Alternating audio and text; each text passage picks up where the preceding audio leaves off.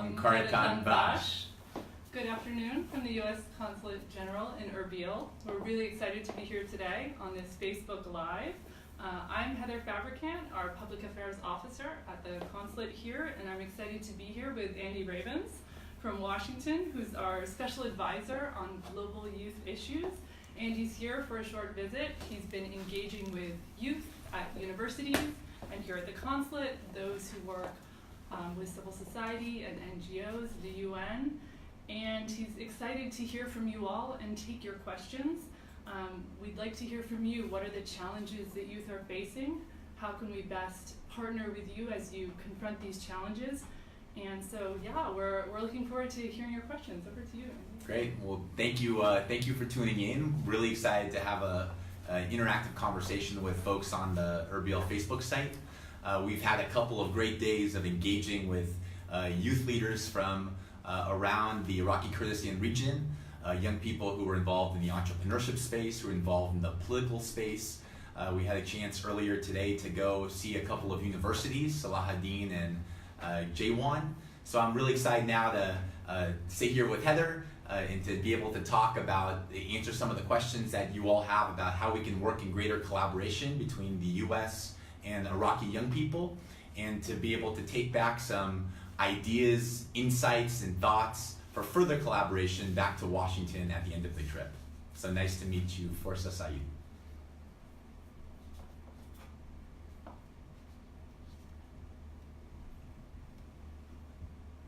So it looks like we've got some questions about education in the U.S. and opportunities to study in the U.S.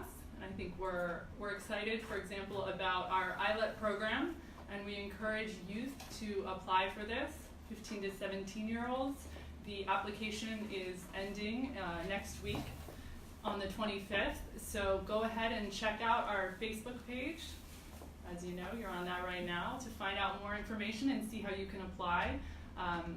Andy, you've met some of the ILEPers in DC. Yeah, I think we had a great conversation with some of the alumni of the ILEP program, the Iraqi Young Leaders Exchange Program. I think this is a 4 to 5 week exchange program to the U.S. It normally takes place in the summer.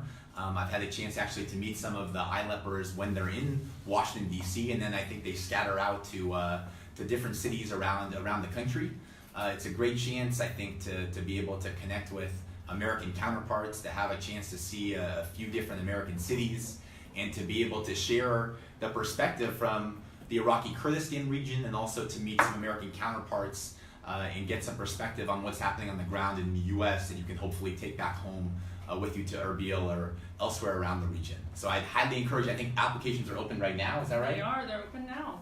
So if folks are interested, it's a great opportunity to see the U.S., to further your engagement around specific topical areas, whether it's business, entrepreneurship, political participation, youth empowerment.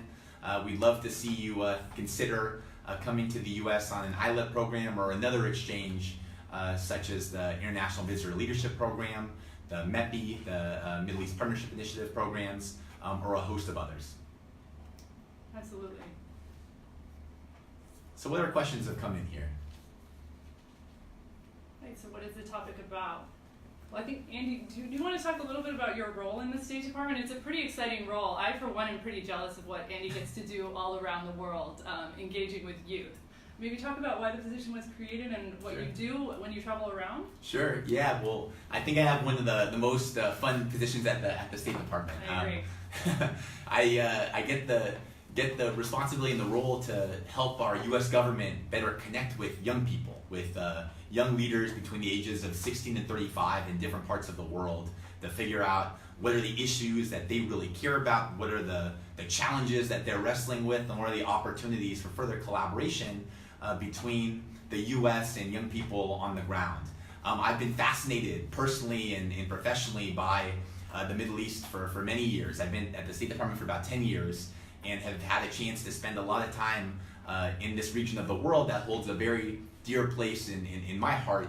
But this is my first time on the ground actually in Iraq. So it's really been an insightful, interesting few days of trying to understand what young people in the Iraqi Kurdistan region think about the current political climate, the issues that they're facing, their aspirations for where they want to take the region and the country going forward in the larger Middle East. And I'm excited to kind of hear more perspective in the coming days on the rest of the visit before heading back to Washington, D.C. But the youth portfolio as a whole is really working with partners, great partners like the Consulate in Erbil, Heather and her fabulous public affairs team, and others on trying to figure out what are the opportunities for greater partnership, initiatives, exchanges between young people and the United States, and how do we try to relay some of the ideas of young people in the policy space back to leadership in Washington, D.C. and elsewhere across the U.S. government. I think something people talk about a lot when they meet with youth is the hope in the future and the positivity. Are there any takeaways you have from your brief amount of time here of things that you're going to go away from Erbil, from the Iraqi Kurdistan region, saying, this really brought me a lot of hope, this inspired me in terms of the future of the region and the country? Yeah, I mean, I think that there's often a misperception in the U.S. and I think in other parts of the region and the world about what's happening here on the ground in Iraq and in the Iraqi Kurdistan region.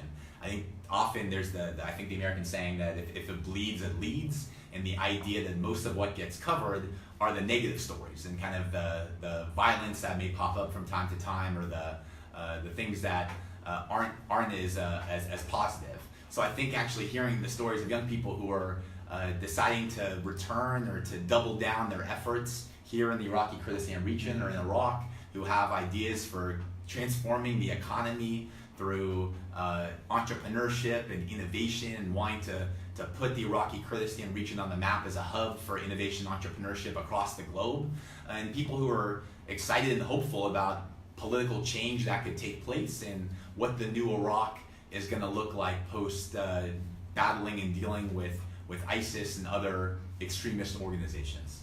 And so what advice do you have for youth who want to contribute to this new Iraq, this sort of post-ISIS, post sort of economic challenge Iraq? What can they do to contribute to their culture, their society, the local economy? Yeah, I think there's a lot, and I think there are a lot of young leaders who are here, folks tuning in, friends, larger communities of people who are truly committed and excited and have the tools and the skill sets ready to just transform the region and the country for good. I think there are opportunities in the political space for more young people to think about running for office themselves. In the latest the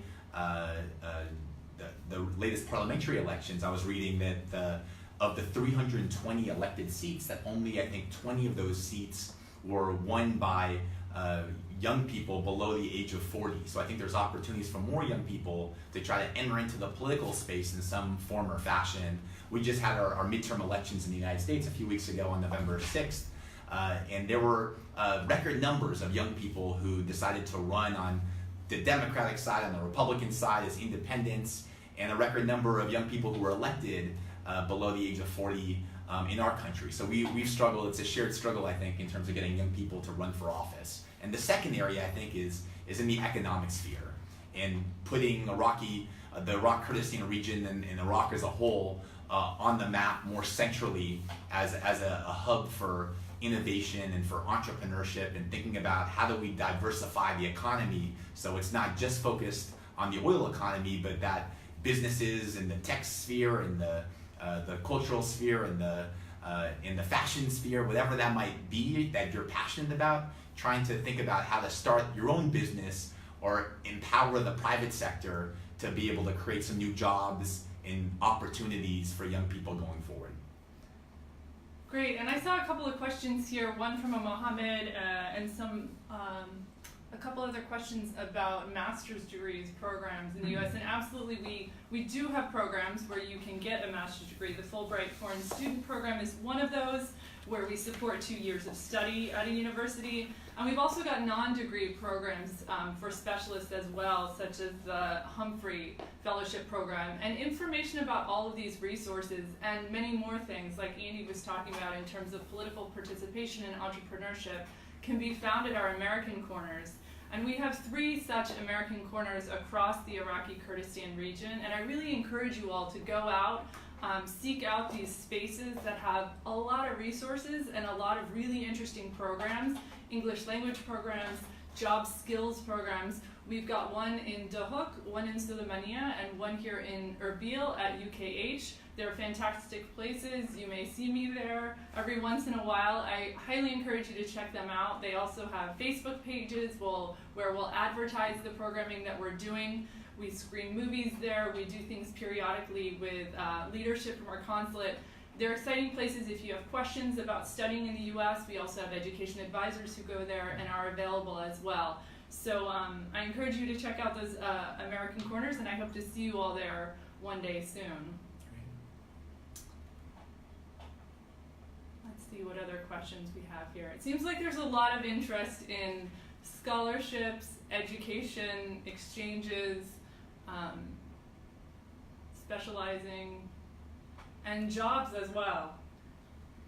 I mean, I think in the job space especially, I think hopefully a lot of young people, a lot of folks tuning in and watching today are thinking about their own career trajectories and thinking about kind of what they aspire to do, especially in this new Iraq and this new Iraqi Kurdistan region that's being built today. And I think the positive changes that at least I've seen the last couple of days on the ground in terms of where people are hoping, not just where Iraq is today, but where it's pushing and going to be. And I think some of those spaces around kind of entrepreneurship and looking around your community and your region and your country as a whole and seeing where are the challenges, where are the gaps, where are the things that are frustrating you on a day-to-day level. Is it kind of access to greater connectivity through the internet, or a lack of skills around the latest technologies, or issues around corruption that you want to tackle?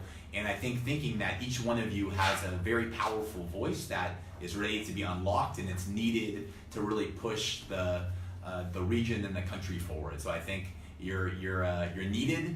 I think it's just figuring out kind of how you make the most of your passions and your talents that can actually lead to employable work. And it seems like we're getting a lot of questions here about corruption, facing corruption or partisanship. I mean, what do you say to young people who don't want to get involved in politics or other areas because they feel like the system is corrupt or kind of already slanted against them? Yeah, I think that's a fair challenge, and that's a challenge I think that young people face around the globe. The average age of a member of parliament globally is actually 51, which is pretty interesting to think about. The average age of being allowed to run for parliament globally is actually 30. So there's a big gap between young people being represented in government and the population as a whole. Iraq as a country, I think the average age of someone in Iraq today is about 20 to 21 years old. Yet the average age of a politician is much older than that. So I think part of the challenge also is a shared challenge in the US, where the average age of a member of our Congress is about 58 years old when you can be 25 or 30 to run for office, is thinking about how, if you're unhappy with the current state of politics or state of political affairs or state of political parties in place, then thinking about how you can both try to change things from the outside and force them and hold them to be more accountable, but also thinking about how do you enter into the space yourself if you're unhappy with things, and consider running for office down the road, or even sooner than down the road, tomorrow. And then figuring out kind of how you build some greater political participation among young people, or even expanded political party efforts. And then also, how can you change the current parties from the inside as well? So there's the outside game and also the inside game that I think play an intricate part and also play off of each other. Absolutely. We're getting a lot of questions here about learning English and how we can support that and how we are supporting it. So as I mentioned, we do have these 3 American corners, and in each of those spaces there are English language clubs. There are chances to interact with native English speakers at all times, but not just at the corners. We're also supporting the English language curriculum, English language faculty. We support teachers of English language, and we're constantly looking for opportunities to work with the people of the Iraqi Kurdistan region to help improve the English language teaching and learning capacities. I also think the English language questions may have come up because we're speaking a little too fast. Oh, we're speaking too fast? Okay, we'll slow down. But I'll also say that the English language space I think when you're thinking about if you're an entrepreneur, if you're a business leader, if you're trying to get more into the diplomatic space, I think having that English language tool in your back pocket to be able to expand your business or to expand your exchange opportunities or your travel horizons, I think is something that's incredibly important and powerful and a useful skill worth exploring further. Absolutely, and I think unlocking other kinds of opportunities as well, business opportunities. English is sort of the language of business, and so it can provide a window into a lot of other areas to explore in the education front and also the business front as well. So we are hugely supportive of English language teaching and opportunities here, and so I encourage you to check out our resources online. Great. What else? Any other questions that have come in past? Let's see, we got some more about scholarships and studying in the U.S.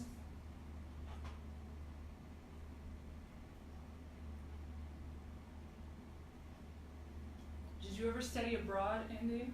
I traveled abroad a bit during university and a little bit growing up. But I'll say that I think, studying abroad or getting the chance to travel is going to be the real kind of missing piece to break down some of the misperceptions I think all of us have in some form or fashion. And I think getting on the ground and actually meeting the people and tasting the food and embracing the culture and seeing firsthand what's happening really goes a long way to try to build some of those people-to-people ties. I remember. Go ahead. No. I remember for me at least, my first time at least in the Middle East was when I was my first year working for the U.S. government at the State Department back in 2008 in the summer, and I remember going out to Amman, Jordan to live for a handful of months. Was a pretty eye-opening experience for me, where it broke down a lot of the misperceptions that I had, my nervousness about the region as a whole, my uncertainty if I would be able to connect with people on a personal level. And that was, for me, I think the tipping point that helped to really endear the region to me and the people, and I felt just at ease and at home and loved the culture and both the challenges but also the opportunities and the action that was happening here on the ground. So I would strongly encourage anyone who's thinking about studying abroad, studying in the United States, getting out of the Iraqi Kurdistan region, exploring the larger region, the larger country of Iraq and the Middle East as a whole, to take that opportunity and to get out there. Absolutely. You were just mentioning food, so I was going to ask you if you've enjoyed the food that you've had since you've been here on the ground. The food's been great. The food's been amazing. I'm ready to go back to Washington D.C. and open up a great Kurdistani bread company that I think has the food's been great. The coffee's been great. The people have been fabulous. I think the coverage of what's happening on the ground here, I think, needs a little work in terms of demystifying some of the positive stories that young people are leading the charge on, and that the Iraqi Kurdistan region is also kind of playing a central role on across the region. I think something I've continuously been impressed by has been the culture of hospitality that's so pervasive here and so welcoming. Everywhere you go, you'll be offered tea and coffee, and even if the environment might be difficult and there are challenges, you wouldn't know that because of the warmth of the people that are here. And I think in terms of the welcoming of IDPs and refugees here, the region has been incredibly hospitable, and the U.S. government, in addition, has been hugely supportive in terms of humanitarian assistance. And we've also increased our efforts with support to religious minorities, religious and ethnic minorities recently, which is an administrative priority as well. And we're continuing to travel. You can follow some of our travels on our Facebook feed as we go around to look at what these challenges these communities are facing post-ISIS destruction, and how the U.S. government can best assist those communities.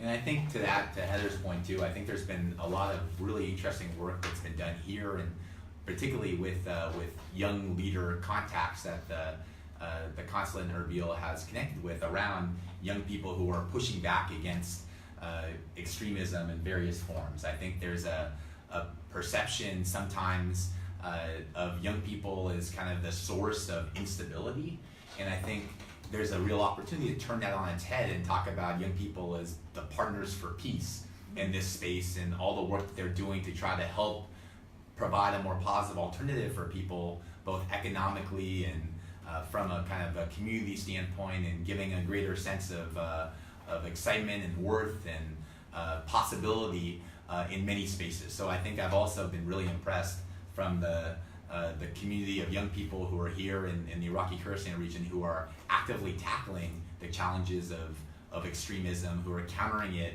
and leading the charge as partners for peace, and are finding new ways of providing more positive alternatives for people in a variety of sectors. I just saw a shout out of support for our English Access Micro Scholarship Program, which is benefiting underprivileged youth and its English language classes. So I'm glad to see that vote of support. It's a great program that we support and we will continue to support, and in particular is targeting the youth here. I saw someone just asked us what states we were born in. Oh, Andy? I'm a Californian, from Berkeley, California. So for anybody who's, I know that soccer is the big sport here, football, as everyone knows it, except we have our American football back in the States. But I'm from Berkeley, California, the greater Bay Area, and we have one of the top NBA teams, the Golden State Warriors. That's the two-time NBA champions, who's one of my favorite sport teams back home. How about you, Heather? Well, I'm kind of, I'm an anomaly because I actually wasn't born in a state. I was born in the District of Columbia. Oh, yes. Nice. So there are people who actually live there. I was born and raised in the District of Columbia. We've got some great sports teams as well. Soccer, football, basketball, baseball, all of them. Yeah, and that's a whole nother story for maybe another session. But the District of Columbia is trying, has an ongoing fight for statehood. They're obviously the U.S. Capitol, and they're not its own state. So there's a big effort that happens every election to try to grant statehood for Washington D.C. and it's an interesting political fight that's for maybe another time. Yeah. Let's see what we got here. Okay, I think it looks like we have to wrap up soon. Maybe see if there's one question that came in here. Question? That was one in English.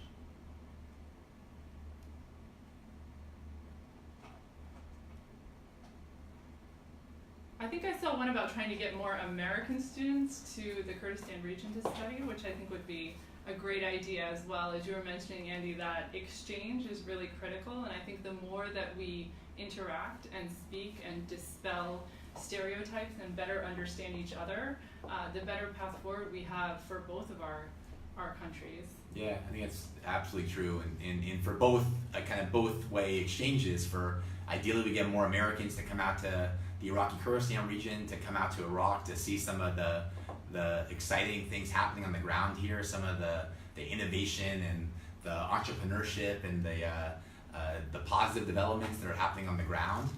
But also, I think for you all, if you're thinking about coming to the U.S. on exchanges or going elsewhere in Europe or around the region here in the Middle East, I think seeing yourselves as ambassadors for the Iraqi Kurdistan region for Iraq, and by yourself being out there and engaging with American counterparts, you're going to be demystifying a lot of the misperceptions that might exist. And it goes a long way from a people-to-people standpoint to get you out as ambassadors from the Iraqi Kurdistan region, from Iraq, to be able to engage with folks and break down some of those misperceptions that might exist. Well, thank you so much, Andy. We're so lucky to have you here. I think Andy being here shows what importance the U.S. government places on the voices of young people. Andy's going to take back everything he heard during his trip here to Washington and share that at the highest levels. And we look forward to seeing what new initiatives and activities might arise from this engagement that he's had. So thank you, Andy. Great, and thank you all for tuning in, and thanks for all you're doing to reshape, I think, the image of the Iraqi Kurdistan region in Iraq. And I'm looking forward to getting back here at some later point in time and seeing the greater amount of progress that's taking place. So thank you, and thank you to Heather and the great team at the Consulate Erbil for all the work they're doing.